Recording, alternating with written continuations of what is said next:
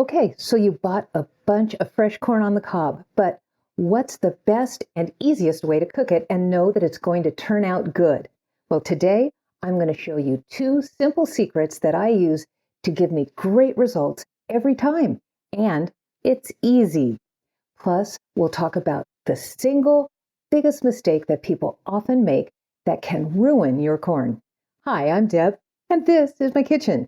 Here I cover recipes that anyone can do, plus cooking and shopping skills and tips on making your dinner table the family center of your home, because that's where family is built. Are you ready? Because the kitchen is now open. Come on in. Let's cook up something good.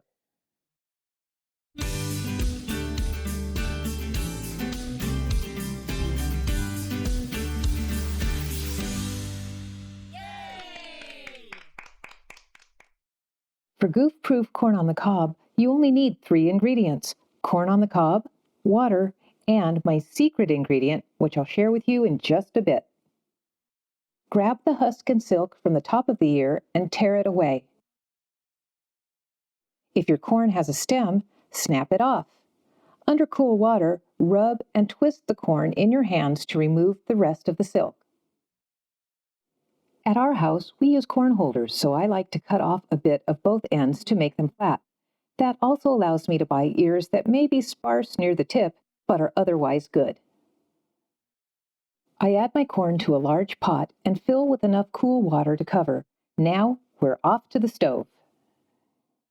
Now it's time to add my secret ingredient, a heaping teaspoon of Splenda, or you may use the same amount of sugar if you prefer. Which leads me to the number one mistake I think most people make, adding salt to the water.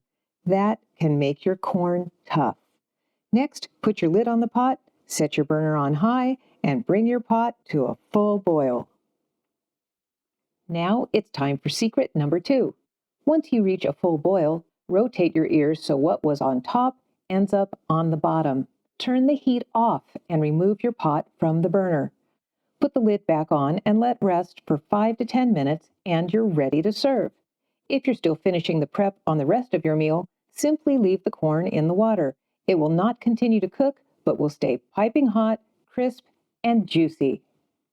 I've been making my corn on the cob this way for at least 15 years, and as long as my corn was good to begin with, I have never had a bad result. It just works, and it'll work for you too.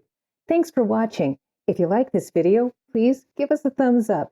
And if you have suggestions for future videos, let me know in the comments so that I can help your family. Because family is built at the dinner table, and if you feed them, they will come. All to the family.